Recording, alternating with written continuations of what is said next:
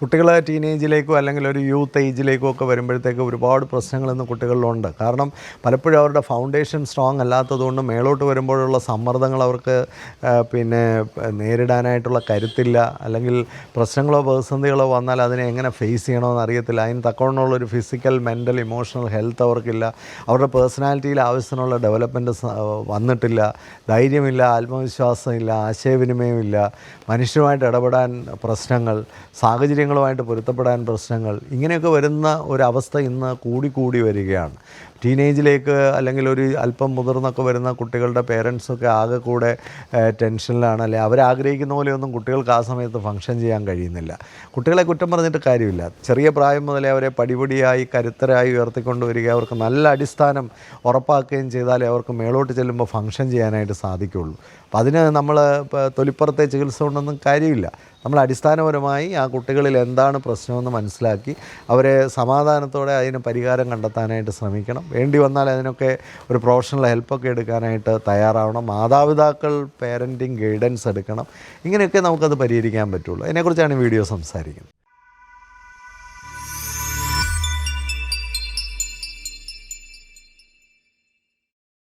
കുട്ടികൾ വളരും തോറും പല വീടുകളിലും പ്രശ്നങ്ങളും കൂടുകയാണ്. നമ്മളിപ്പോൾ നോക്കിക്കഴിഞ്ഞാൽ ഒരു ടീനേജിലേക്ക് വരുന്ന കുട്ടികളായാലും ഒരു യൂത്ത് ഏജിലുള്ള കുട്ടികളിലൊക്കെ പലതരത്തിലുള്ള പ്രശ്നങ്ങളാണ്. പലപ്പോഴും അവർ വളരെ ഇറിറ്റൻ്റാണ്, അവർ ഇൻഡിഫറൻ്റാണ്, അവർ നമ്മൾ വിചാരിക്കുന്ന പോലെ അവർ ഫങ്ഷൻ ചെയ്യുന്നില്ല എന്നൊക്കെ ഉള്ളതുകൊണ്ട് തന്നെ മാതാപിതാക്കളും കുട്ടികളും തമ്മിൽ പലതരത്തിലുള്ള പ്രശ്നങ്ങളും ഉണ്ടാവാറുണ്ട്. നമ്മളിതൊക്കെ നോക്കുമ്പോൾ ഒരു കാര്യം മനസ്സിലാക്കേണ്ടത്, കുട്ടികളിൽ പ്രോബ്ലംസൊക്കെ വരുമ്പോൾ കുട്ടികൾ ഇതൊന്നും പുറത്തുനിന്ന് കൊണ്ടുവരുന്നതല്ല. കുട്ടികളുടെ പ്രോബ്ലംസ് എന്നൊക്കെ പറയുന്നത് അവർ വളർന്നു വരുന്ന സാഹചര്യത്തോടുള്ള അവരുടെ റിയാക്ഷൻസാണ്. അല്ലെങ്കിൽ അവരുടെ ഇമ്മീഡിയറ്റ് ആയിട്ടുള്ള പേരൻസിൻ്റെയും സിബ്ലിങ്സിൻ്റെയും ഒക്കെ ഇടപെടലുകളിൽ നിന്ന് അവർക്കുണ്ടാകുന്ന റിയാക്ഷൻസാണ്. അപ്പോൾ ആ റിയാക്ഷൻസിനെ മോഡിഫൈ ചെയ്യണമെങ്കിൽ അവർക്ക് ചുറ്റുമുള്ള സാഹചര്യങ്ങളിലൊക്കെ തന്നെയാണ് അതിൻ്റെ മോഡിഫിക്കേഷൻസ് നടക്കേണ്ടത്. അവർക്ക് ചുറ്റുമുള്ള മനുഷ്യരുടെ ആക്ഷൻസിലാണ് മോഡിഫിക്കേഷൻ നടത്തേണ്ടത്. ഇതിനു മുമ്പുള്ള പല വീഡിയോയിലും ഞാൻ പറഞ്ഞിട്ടുള്ളൊരു കാര്യമാണ്. ഇപ്പോൾ കുട്ടികളിൽ എന്തെങ്കിലും ഒരു പ്രോബ്ലം ഒരു ടീനേജിൽ കണ്ടു കഴിഞ്ഞാൽ പലപ്പോഴും നമ്മൾ മനസ്സിലാക്കേണ്ട ഒരു കാര്യം, ഒരു 10 വയസ്സിന് മുമ്പ് തന്നെ പല കുട്ടികളും പലതരത്തിലുള്ള സൂചനകളും നമുക്ക് തരും. അവരുടെ വ്യക്തിത്വം ശരിയായ രീതിയിൽ ഫോം ചെയ്യാത്തതിൻ്റെ, മെൻ്റൽ ഹെൽത്തിന് അത്ര അങ്ങോട്ട് മെച്ചപ്പെടാത്തതിൻ്റെ, ഇമോഷണലായിട്ടുള്ള പ്രോബ്ലംസ്, ക്യാരക്ടറിലുള്ള ബിഹേവിയറിലുള്ള പ്രോബ്ലംസ്, ഇതിൻ്റെയൊക്കെ സൂചനകൾ ഒരു 10 വയസ്സിന് മുമ്പ് തന്നെ കുട്ടികൾ കാണിക്കുന്നുണ്ട്. പലപ്പോഴും അവരുടെ പേഴ്സണാലിറ്റിയിലുള്ള പ്രോബ്ലംസ് ആയാലും അതുപോലെ തന്നെ മാനസിക ആരോഗ്യത്തിലുള്ള പ്രശ്നങ്ങൾ, അവരുടെ സ്വഭാവത്തിലും മറ്റുമുള്ള പ്രശ്നങ്ങളൊക്കെ 10 വയസ്സിന് മുമ്പ് തന്നെ കാണിക്കുമ്പോൾ പലപ്പോഴും നമ്മൾ അന്നേരം വലിയ ഗൗരവത്തോടെ ഇത് എടുത്തു എന്ന് വരില്ല. കാരണം 10 വയസ്സിന് താഴെയുള്ള കുട്ടികളെയൊക്കെ നമ്മൾ വരട്ടിയും ഭയങ്കര സ്ട്രിക്റ്റായിട്ടും ഒക്കെ വളർത്തി അതിനെയൊക്കെ സപ്രസ് ചെയ്ത് ഒക്കെ മാനേജ് ചെയ്ത് കൊണ്ടുവരും. പക്ഷേ ടീനേജിലൊക്കെ വരുമ്പോഴത്തേക്ക് ഈ വരട്ടലുകളും കൺട്രോളും ഒക്കെ പലപ്പോഴും നടക്കാതെ പോവുകയും കുട്ടികൾ പേരൻറ്റിനോട് എതിർക്കാനൊക്കെ തുടങ്ങുകയും ഒക്കെ ചെയ്യുമ്പോഴാണ് ഇത് പ്രശ്നമാകുന്നത്. തെന്നി തുടങ്ങിയത് നേരത്തെയാണ്, വീണത് ടീനേജിലാണെന്നുള്ളതേ ഉള്ളൂ. ഇനി ടീനേജിലും ചിലയിടത്തൊക്കെ നമ്മൾ ഭയങ്കരമായിട്ടൊക്കെ കുട്ടികളെ കൺട്രോൾ ചെയ്തൊക്കെ കൊണ്ടുവന്നാൽ ഒരു യൂത്ത് ഏജിലേക്ക് വരുമ്പോൾ അതിൻ്റെ ഡെഫിഷ്യൻസീസൊക്കെ അവിടെ കാണാനായിട്ട് സാധിക്കും. അപ്പോൾ ഇതുകൊണ്ട് നമ്മൾ ചെറിയ പ്രായം മുതലേ ഈ കാര്യങ്ങളൊക്കെ ശ്രദ്ധിക്കുക. ഇനി ടീനേജിൽ അങ്ങനെ ഒരു പ്രോബ്ലം വന്നു കഴിഞ്ഞാൽ ആദ്യം വേണ്ടതെന്ന് പറയുന്ന ആ പ്രോബ്ലം എന്താണെന്നൊന്ന് മനസ്സിലാക്കാനായിട്ട് ശ്രമിക്കുക എന്നുള്ളതാണ്. ഇപ്പോൾ പിയർ പ്രഷർ തന്നെ, ഇപ്പോൾ കുട്ടികൾ പുറത്തു പോകുന്നു, കൂട്ടുകാരുടെ പ്രഷർ കൊണ്ട് പലതിനകത്തും അവർ ചെന്നുപെടുന്നു, പല പ്രശ്നങ്ങളും ദിവസവും ഉണ്ടാകുന്നു, സ്കൂളിൽ പ്രശ്നങ്ങളുണ്ടാകുന്നു. അപ്പോൾ ഈ പിയർ പ്രഷർ എന്ന് പറയുന്നത് അനുഭവിക്കുന്ന കുട്ടികളാരാണ്? പൊതുവേ വ്യക്തിത്വം കുറഞ്ഞ കുട്ടികളാണ്. അപ്പോൾ ഇന്ന് തന്നെ ഞാൻ തിരുവനന്തപുരത്തൊരു സ്കൂളിൽ കുട്ടികളുമായിട്ട് ഡിസ്കസ് ചെയ്തൊരു മാറ്റർ തന്നെ അതാണ്. നമ്മുടെ പേഴ്സണാലിറ്റി ഉയർന്നു നിന്നാൽ, ഞാൻ ഡിഫറൻ്റ് ആണെന്നുള്ള ശരിയായ ഒരു തിരിച്ചറിവ് എനിക്കുണ്ടെങ്കിൽ ഞാൻ എല്ലാ കാര്യത്തിലും പോയി വീഴില്ല. ഒരു പെൺകുട്ടി എന്നോട് പറഞ്ഞ പോലെ, അങ്കിളെ എല്ലാവർക്കും ലൈനുണ്ട്, എനിക്ക് മാത്രം ലൈനില്ല. ഞാൻ ചോദിച്ചു, അതിൽ നിനക്ക് വിഷമമുണ്ടോ അതോ നീ അതിൽ വളരെ പ്രൗഡാണോ? എനിക്കത് വിഷമമാണ്. എന്താ കാര്യം? ആ പിയർ ഗ്രൂപ്പിൻ്റെ പ്രഷറിൽ ആ കുട്ടി പെട്ട് കിടക്കുകയാണ്. ആ കുട്ടിക്കും കൂടി അങ്ങനെ ആയില്ലെങ്കിൽ എന്തോ കുഴപ്പം ആ കുട്ടിക്ക് ഉണ്ടെന്നാണ് ആ കുട്ടി ചിന്തിക്കുന്നത്. അതുപോലെയാണ് ഈ കൊറിയൻ സീരിയലുകളും മറ്റും കാണുന്ന കുട്ടികളൊക്കെ ഫോഴ്സ് ചെയ്യുമ്പോൾ അതില്ലാത്ത കുട്ടികളും അതിനകത്ത് പോയി വീഴുകയാണ്. നേരെ മറിച്ച് ചില കുട്ടികൾ, അവർക്ക് വളരെ വ്യക്തമാണ് അവരുടെ ഫോക്കസ്, അവരുടെ ലക്ഷ്യം അവർക്ക് വളരെ വ്യക്തമാണ്, അവരുടെ ക്യാരക്ടറും വാല്യൂസും കൾച്ചറും ഒക്കെ അവർക്ക് വളരെ വ്യക്തമാണ്. ഇത് എൻ്റെ കാര്യമല്ല, എനിക്കതിനകത്ത് പാർട്ടിസിപ്പേറ്റ് ചെയ്യേണ്ട കാര്യമില്ല, അല്ലെങ്കിൽ ഇതിലൊന്നും പാർട്ടിസിപ്പേറ്റ് ചെയ്ത് എനിക്ക് ആരുടെ അപ്രൂവലൊന്നും ആവശ്യമില്ല, കയ്യടി ആവശ്യമില്ല. I am different. ആ ഒരു ലെവലിലേക്ക് നമ്മുടെ കുട്ടികളെ കൊണ്ടുവരാൻ കഴിയണമെങ്കിൽ മാതാപിതാക്കൾ ചെറിയ പ്രായം മുതലേ ആ കുട്ടികളിൽ തൻ്റേതായൊരിടം ഉള്ള കുട്ടികളായി അവരെ വളർത്തിക്കൊണ്ടുവരണം. നമ്മൾ ഇതുങ്ങളെല്ലാം ഒരുമാതിരി കണാകുണാക്കാൻ ശ്രമിക്കുന്നതും പിന്നെ എപ്പോഴും നമ്മൾ പറയുന്നതെല്ലാം അനുസരിപ്പിക്കാൻ ശ്രമിക്കുന്നതും ഒക്കെ ചെയ്യുന്നത് കൊണ്ടാണ്. അങ്ങനെയെല്ലാം അനുസരിപ്പിച്ച് കൊണ്ടുവരുന്ന കുഞ്ഞുങ്ങളൊക്കെ അവസാനം ഒരു വ്യക്തിത്വം ഇല്ലാതായി പോവുകയാണ്. അവരുടെ നിലപാടുകളെ ഓണർ ചെയ്യാനും അവർക്ക് ഡിഫറൻറ്റായിട്ട് ചിന്തിക്കാൻ അവസരം കൊടുക്കുകയും അവർക്ക് ഒപ്പീനിയൻ ഉണ്ടാവാൻ അവസരം കൊടുക്കുകയും അവർക്ക് ചോദ്യം ചെയ്യാൻ അവസരം കൊടുക്കുകയും ഒക്കെ ചെയ്താണ് മിടുക്കരായ ആൺകുട്ടികളെയും പെൺകുട്ടികളെയൊക്കെ വളർത്തിക്കൊണ്ട് വരേണ്ടത്. അത് ഇച്ചിരി ബുദ്ധിമുട്ടുള്ള കാര്യമാണ്. അങ്ങനെ ചെയ്യാത്തത് കൊണ്ടാണ് കുട്ടികൾക്ക് പലപ്പോഴും ഒരു പേഴ്സണാലിറ്റി ഇല്ലാതെ വരുന്നു. അവർ പിയർ പ്രഷറിൽ പോയി വീഴുകയാണ്. വേറൊന്ന് സിബിളിംഗ് റൈവലറിയാണ്. നമ്മൾ പല വീടുകളിലും ഉള്ളൊരു പ്രശ്നമാണ്. സിബിളിങ്സ് തമ്മിൽ അങ്ങോട്ടും ഇങ്ങോട്ടും ഭയങ്കര വഴക്കാണ്. എനിക്ക് പല വീഡിയോയിലും ഒരുപാട് പേരൻസ് ചോദിച്ചിട്ടുണ്ട്, സാറേ എന്താ ഈ അടിക്ക് കാരണം? പ്രധാനമായിട്ടൊരു കാര്യം എന്താണെന്ന് ചോദിച്ചാൽ മറ്റേ കുട്ടിക്ക് കൂടുതൽ സ്നേഹവും പരിഗണനയും ഒക്കെ കിട്ടുന്നു, അല്ലെ മറ്റേ കുട്ടി കുറേ കൂടെ സ്മാർട്ടാണ് എന്നൊക്കെ ഉള്ളത് കൊണ്ട് ഒരു കുട്ടി ഹർട്ടാവുന്നു, ഒരു കുട്ടിക്ക് ആവശ്യത്തിന് സ്നേഹം കിട്ടുന്നില്ലെന്നുള്ള പരാതി ഉണ്ടാകുന്നു, അല്ലെ ആ കുട്ടിയുടെ മെൻ്റൽ ഹെൽത്ത് കുറവാണെങ്കിൽ എനിക്ക് കിട്ടുന്നതൊന്നും പോരാ എന്നുള്ള കംപ്ലയിൻ്റ് എപ്പോഴും ഉണ്ടാവും. അപ്പോൾ അവിടെയാണ് കുട്ടികൾക്ക് സിബിളിംഗ് റൈവലറി ഉണ്ടാകുന്നത്. അപ്പോൾ ഒരു ഇന്നാഡിക്വസി ഉള്ള ഒരു ചൈൽഡിനെ സംബന്ധിച്ച് അതിൻ്റെ സിബിളിങ്ങിനോട് ദേഷ്യം ഉണ്ടാകുന്നു, എപ്പോഴും കംപ്ലയിൻ്റ് ഉണ്ടാകുന്നു. പിന്നെ അല്ലെങ്കിൽ ഇച്ചിരി പ്രൊഫഷൻസി കൂടുതൽ മറ്റേ കുട്ടിയാണെങ്കിൽ അതിൽ നിന്നൊരു കോംപ്ലക്സ് ഉണ്ടായിട്ട് ഈ കുട്ടിക്ക് ആ കുട്ടിയോട് വിരോധം ഉണ്ടാകുന്നു. ഇങ്ങനെയൊക്കെയാണ് സിബിളിംഗ് റൈവലറി ഉണ്ടാകുന്നത്. സിബിളിംഗ് റൈവലറി ഉണ്ടാവാതിരിക്കണമെങ്കിൽ നമുക്കുള്ള കുട്ടികളെയൊക്കെ നമ്മൾ ഓരോരുത്തരെയും അവരവരുടേതായ വാല്യൂവിൽ റെസ്പെക്റ്റ് ചെയ്യണം. ഓരോരുത്തർക്കും അവരവരുടേതായ ഡിഗ്നിറ്റി കൊടുക്കണം. കുട്ടികളെപ്പോഴും ഒരുപോലെ ആയിരിക്കത്തില്ല. എല്ലാ വീട്ടിലും കുട്ടികൾ രണ്ട് കുട്ടികളുണ്ട്. ആ രണ്ട് കുട്ടിയും ഡിഫറൻ്റ് ആയിരിക്കും. ആ രണ്ട് കുട്ടികളുടെയും ഡിഫറൻസിനെ വളരെ വാല്യൂയോടെ കരുതുന്ന ഒരു വീട്ടിൽ സിബിളിംഗ് റൈവലറി ഉണ്ടാവില്ല. നേരെ മറിച്ച് അതിൽ ഒരാൾ ഏതാണ്ട് കൂടിയതാണെന്നും മറ്റേ ആളെ അത് വെച്ചിട്ട് താരതമ്യം ചെയ്യുകയും ചെയ്യും. അവിടെയാണ് സിബിളിംഗ് റൈവലറി ഉണ്ടാകുന്നത്. ഞാൻ ഇതിനു മുമ്പൊരു വീഡിയോയിൽ പറഞ്ഞിട്ടുള്ളതാണ്. പലപ്പോഴും ഈ താരതമ്യം ചെയ്യപ്പെടുന്ന കുട്ടി വളരെ ഇൻഫീരിയറായി പോവുകയും ആരെ വെച്ചാണോ താരതമ്യം ചെയ്യുന്നത് ആ കുട്ടി വലിയ അഹങ്കാരിയായി പോകാനും ചാൻസ് ഉണ്ട്. അപ്പോൾ അങ്ങനെയാണെങ്കിൽ രണ്ട് കുട്ടി അവസാനം പോയി കിട്ടും. ഇതിൽ നല്ലത് ഓരോ കുട്ടിയെയും അവരവരുടേതായ രീതിയിൽ അക്സെപ്റ്റ് ചെയ്യുകയും റെസ്പെക്റ്റ് ചെയ്യുകയും അവർക്കൊരു ഡിഗ്നിറ്റിയും വാല്യൂ ഉണ്ടെന്ന് അവരെ ബോധിപ്പിക്കുകയും ചെയ്താൽ ആ സിബിളിംഗ് റൈവലറി ഉണ്ടാവത്തില്ല. പിന്നെ ചില കുട്ടികളെ സംബന്ധിച്ച് അവർ സൈബർ ഇടങ്ങളിൽ കൂടുതൽ പോകുന്നു, 24 മണിക്കൂർ മുറി അടച്ചിരിക്കുന്നു, അല്ലെങ്കിൽ എപ്പോഴും കമ്പ്യൂട്ടറിലാണ്, എപ്പോഴും ഫോണിലാണ് എന്നൊക്കെ പറയുമ്പോൾ ഞാൻ പല വീട്ടിലും നോക്കുമ്പോൾ മാതാപിതാക്കളുമായിട്ട് നല്ലൊരു ഹെൽത്തി റിലേഷൻഷിപ്പ് ഇല്ല. പലപ്പോഴും ടീനേജിലേക്കോ യൂത്ത് ഏജിലേക്കോ ഒക്കെ കുട്ടികൾ വരുമ്പോൾ അവരുമായിട്ട് ദീർഘനേരം സംസാരിക്കാൻ നമുക്ക് കഴിയണം. നമുക്ക് എത്ര നേരം അവരുമായിട്ട് സംസാരിക്കാൻ കഴിയുന്നു? അവരുടെ ഇഷ്ടങ്ങളും താല്പര്യങ്ങളും ചിന്തകളും ആകാംക്ഷകളും ആകുലതകളും ഒക്കെ നമ്മൾ വളരെ ക്ഷമയോടെ സംസാരിക്കാൻ ആരെങ്കിലും ഒരു പേരൻ്റ് അതിന് തയ്യാറായാൽ തീർച്ചയായിട്ടും ഈ കുട്ടികൾ മുഴുവൻ സമയവും ഫോണിൻ്റെ പുറകിന് പോവില്ല. ഈ ഫോണിൻ്റെ പുറകിന് പോകുന്ന കുട്ടികളെ സംബന്ധിച്ച് അവർ ഈ ഫോണിലിരിക്കുന്നത് തന്നെ പേരൻസിനെ അവോയ്ഡ് ചെയ്യാനോ അല്ലെങ്കിൽ പേരൻസുമായിട്ട് സംസാരിക്കാൻ ഇഷ്ടമില്ലാത്തതുകൊണ്ടാണ്. നമ്മൾ അമ്മമാരുടെ അടുത്തൊക്കെ വന്ന് കുട്ടികളിങ്ങനെ കിടന്ന് കഥയൊക്കെ പറയുന്ന ഒരു സാഹചര്യം വീട്ടിൽ കൊടുക്കാൻ കഴിഞ്ഞാൽ, അപ്പൻ വെളിയിലോട്ട് പോകുമ്പോൾ ഞാനും കൂടെ വരട്ടെ എന്ന് പറഞ്ഞാൽ കൂടെ യാത്ര ചെയ്യാൻ താല്പര്യം കാണിക്കുന്ന കുട്ടികളാണെങ്കിൽ, അപ്പോൾ അതിൻ്റെയൊക്കെ അർത്ഥം എന്താണ്? നമുക്ക് കൂടുതൽ സമയം കുട്ടികൾ നമ്മളോടൊപ്പം ആയിരിക്കാൻ ആഗ്രഹിക്കുന്നുണ്ട്.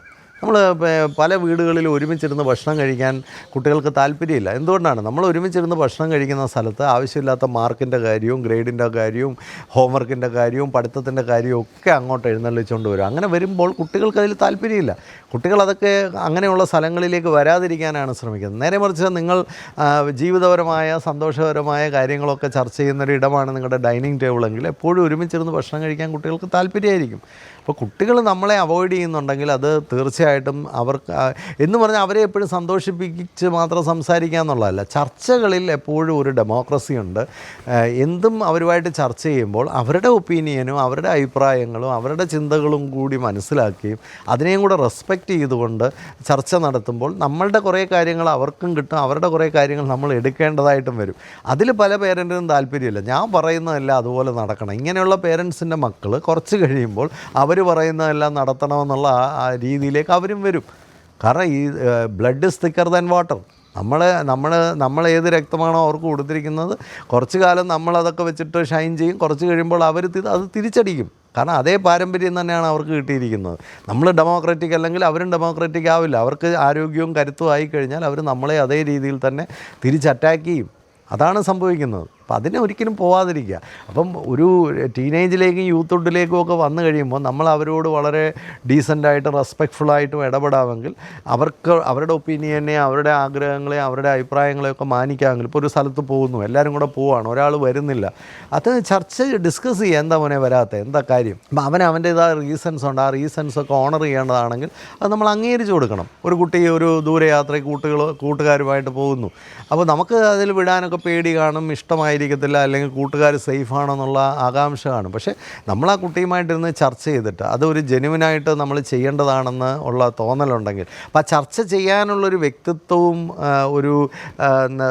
ഒരു മൂല്യപരമായ ഉയർച്ചയും ഒക്കെ പേരൻറ്റിലും കൂടെ ഉണ്ടെങ്കിൽ അത്തരത്തിലുള്ള സാഹചര്യങ്ങൾ നമുക്ക് സോൾവ് ചെയ്യാനായിട്ട് പറ്റുള്ളൂ. അപ്പോൾ അതൊന്നും ഇല്ലാത്ത ഒരു വീടാണെങ്കിൽ കുറേ കഴിയുമ്പോഴത്തേക്ക് കുട്ടികൾക്ക് കോൺഫിഡൻസ് നഷ്ടപ്പെടുന്നു, അവർക്കൊരു സുരക്ഷിതത്വം നഷ്ടപ്പെടുന്നു, അവരവിടെ ഓണേർഡ് അല്ല, റെസ്പെക്റ്റഡ് അല്ല എന്ന തോന്നൽ അവർക്കുണ്ടാകുന്നു. സ്വാഭാവികമായിട്ടും മാതാപിതാക്കളും കുട്ടികളും തമ്മിൽ അകലും.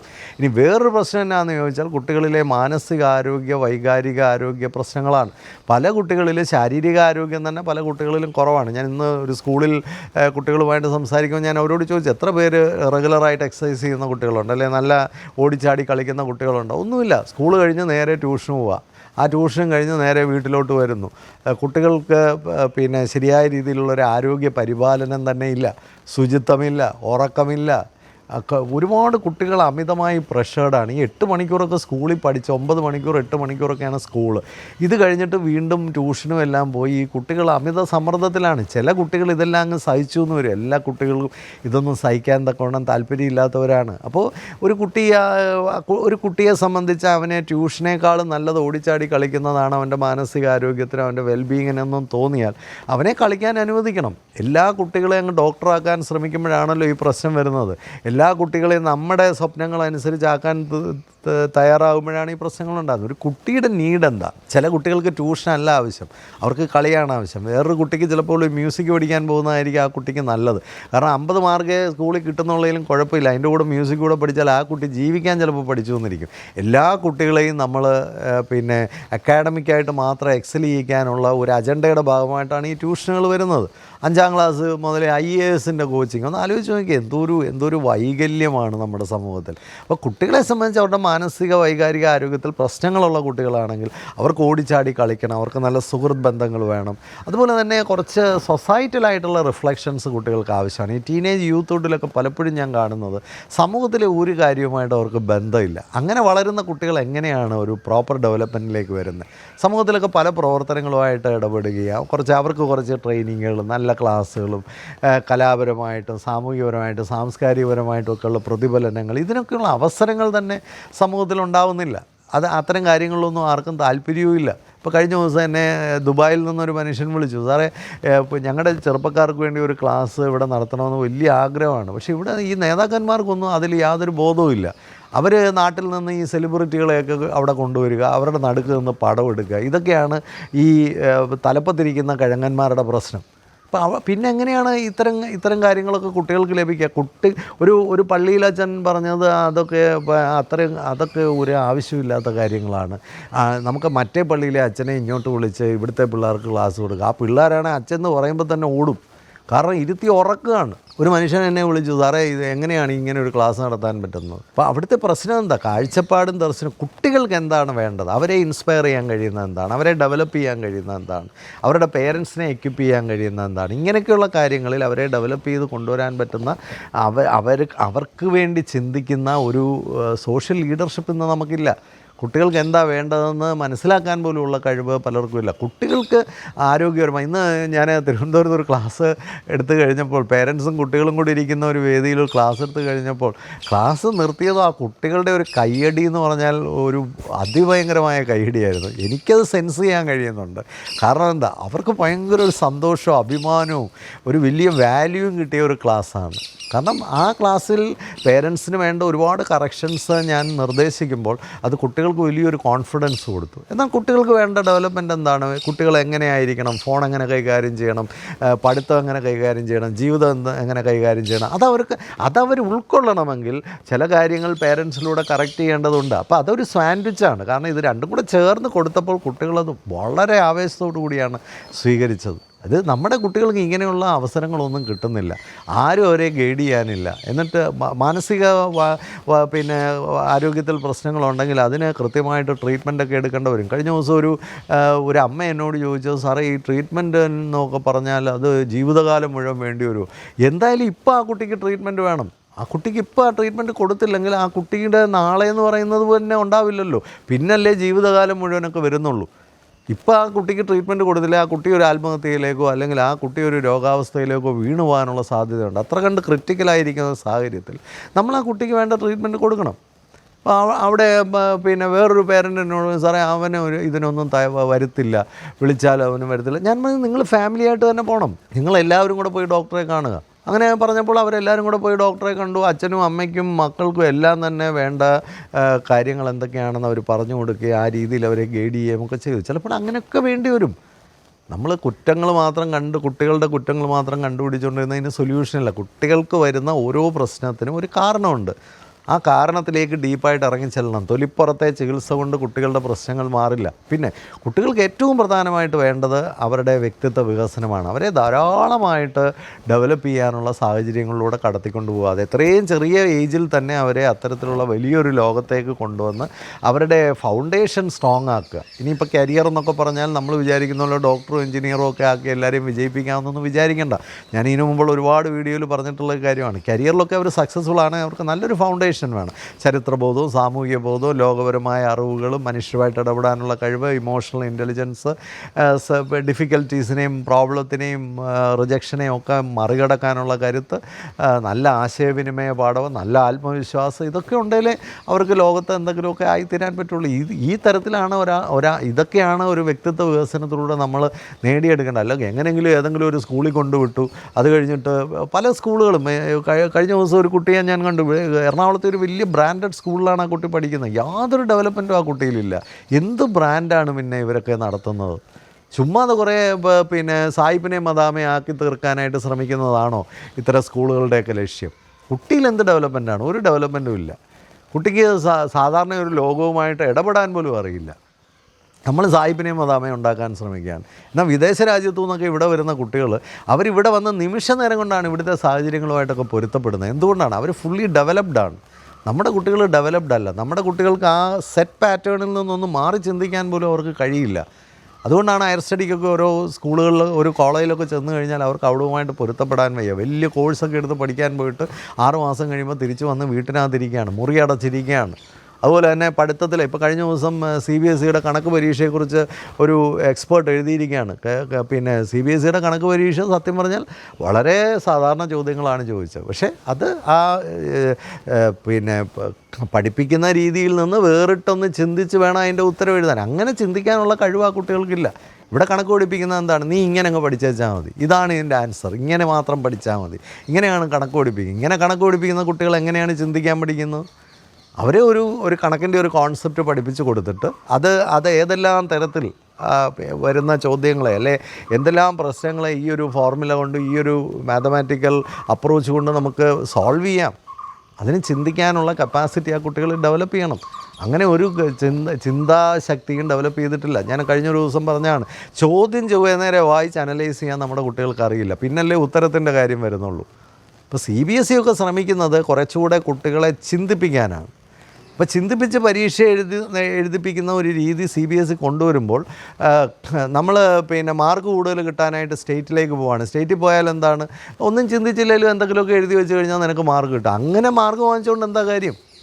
ചിന്തിച്ച് അതിൻ്റെ ഉത്തരങ്ങൾ കണ്ടുപിടിച്ച് നല്ല രീതിയിൽ പഠിച്ച് മേളോട്ട് വരാത്ത കുട്ടികളെ സംബന്ധിച്ച് ഏത് സിലബസിൽ പഠിച്ചാലും നിങ്ങളൊരു ഹയർ സ്റ്റഡിക്ക് ചെല്ലുമ്പോൾ അവിടെ പരാജയപ്പെടും. ഇപ്പോൾ യുവജനങ്ങളുടെ കുട്ടികളുടെയും ഒക്കെ പ്രശ്നങ്ങൾക്കെല്ലാം അടിസ്ഥാനപരമായ കാരണങ്ങളുണ്ട്. അവരെ ശരിയായ രീതിയിൽ ഡെവലപ്പ് ചെയ്യാനുള്ളൊരു അപ്രോച്ച് നമുക്കുണ്ടെങ്കിൽ, അതുപോലെ കുട്ടികളുമായിട്ട് ധാരാളം കാര്യങ്ങൾ ചർച്ച ചെയ്യും, ധാരാളം എക്സ്പോഷറുകളും ധാരാളം പിന്നെ എക്സ്പെരിമെൻറ്റ് ചെയ്യാനുള്ള അവസരങ്ങളും തോൽക്കാനുള്ള അവസരങ്ങളും വീഴാനുള്ള അവസരങ്ങളും ഒക്കെ കുട്ടികൾക്ക് കൊടുക്കുക. അവർ കരുത്തരായി മുമ്പോട്ട് വളർന്നു വരട്ടെ. കാരണം അവരെ കാത്തിരിക്കുന്നത് വളരെ ചലഞ്ചിങ് ആയിട്ടുള്ളൊരു വേൾഡാണ്. അത്തരം ഒരു വേൾഡിലേക്ക് അവരെ ഒരുക്കിയെടുക്കുക എന്നുള്ളതാണ് വിദ്യാഭ്യാസത്തിൻ്റെ ലക്ഷ്യം, പാരൻറ്റിങ്ങിൻ്റെ ലക്ഷ്യം. നമ്മൾ ഇന്ന് 5 വയസ്സുള്ള കുട്ടിയെ വളർത്തുമ്പോൾ തന്നെ അവനൊരു 20 വയസ്സിലോ 25 വയസ്സിലോ എങ്ങനെ ഒരു ഫിനിഷ്ഡ് പ്രോഡക്റ്റായി മാറണം, ഇത് സ്വപ്നം കണ്ടുകൊണ്ട് നമ്മൾ കുട്ടികളെ ഡെവലപ്പ് ചെയ്ത് കൊണ്ടുവരിക. പഴയ കാലത്തെ പോലെ ഒരു വിശാലമായ ലോകത്തല്ല കുട്ടികൾ വളരുന്നത്. വളരെ ചെറിയൊരു ടിമിഡായിട്ടുള്ള ഒരു ടെസ്റ്റ് ട്യൂബ് പോലുള്ളൊരു വേൾഡിൽ വളരുന്ന കുട്ടികളെ സംബന്ധിച്ച് അവർക്ക് ഒത്തിരി പ്രശ്നങ്ങളുണ്ടാകാനുള്ള സാധ്യതകളുണ്ട്. എല്ലാ കുട്ടികൾക്കും എല്ലാ പ്രശ്നങ്ങളും ഇല്ല. നമ്മുടെ മുമ്പിലുള്ള കുട്ടിക്ക് എവിടെയെങ്കിലും പോരായ്മകളുണ്ടെങ്കിൽ ആ പോരായ്മകളൂടെ പരിഹരിച്ചവരെ മുമ്പോട്ട് കൊണ്ടുവരിക. എങ്ങനെയെങ്കിലും ഒപ്പിച്ച് വെക്കാനായിട്ട് ശ്രമിക്കുന്നിടത്താണ് കൂടുതലും വീഴ്ചകളും തകർച്ചകളും ഒക്കെ ഉണ്ടാകുന്നത്. ഒരു പരിധി വരെ ജോലി വരെ സമ്പാദിച്ച ആൾക്കാരും വിവാഹ ജീവിതത്തിൽ തകരുകയാണ്, ജീവിക്കാൻ അറിയത്തില്ല. അപ്പോൾ എവിടെയാണ് നമ്മളുടെ പ്രോബ്ലം? ഇത് മക്കളെ വളർത്തുന്ന എല്ലാ പേരൻസും ചിന്തിക്കണം. അവരെ കുറച്ചുകൂടെ ഓൾസമായിട്ട് ഇൻ്റഗ്രേറ്റഡ് ആയിട്ട് വളർത്തിക്കൊണ്ടുവരിക. നിരന്തരമായി വീഡിയോയിലൂടെ ഒക്കെ ഞാൻ പറയാൻ ആഗ്രഹിക്കുന്ന ഒരു കാര്യം അതുതന്നെയാണ്. നമ്മുടെ കുട്ടികളെല്ലാം മിടുക്കരാവട്ടെ, എല്ലാവർക്കും നല്ല സന്തോഷവും ഡെവലപ്മെൻറ്റും ഒക്കെ ലഭിക്കട്ടെ. പേരൻസ് അതിനനുസരിച്ച് ഉയർന്ന് ചിന്തിക്കട്ടെ. ടീച്ചേഴ്സ് കാലോചിതമായി ചിന്തിച്ചു തുടങ്ങട്ടെ. വിദ്യാഭ്യാസത്തിൽ കാലോചിതമായ മാറ്റങ്ങൾ വരട്ടെ. നല്ല പരിശീലനങ്ങൾ എടുക്കാൻ പേരൻസും അധ്യാപകരും ഒക്കെ തയ്യാറാവട്ടെ. തീർച്ചയായിട്ടും എല്ലാ കുട്ടികളെയും നമുക്ക് രക്ഷിക്കാൻ സാധിക്കും. അതിനുള്ള പ്രവർത്തനങ്ങൾ എല്ലാവരുടെയും ഭാഗത്തുനിന്ന് ആത്മാർത്ഥമായി ഉണ്ടാകട്ടെ എന്ന് മാത്രം ആഗ്രഹിക്കുന്നു. ഇത് നല്ലതെന്ന് തോന്നിയാൽ എല്ലാവർക്കും ഒന്ന് ഷെയർ ചെയ്ത് കൊടുക്കാനും, ഇത് ഒരുപാട് പേര് ഈ വീഡിയോസിനോടൊക്കെ വളരെ പോസിറ്റീവായിട്ട് റിയാക്ട് ചെയ്യുന്നുണ്ട്.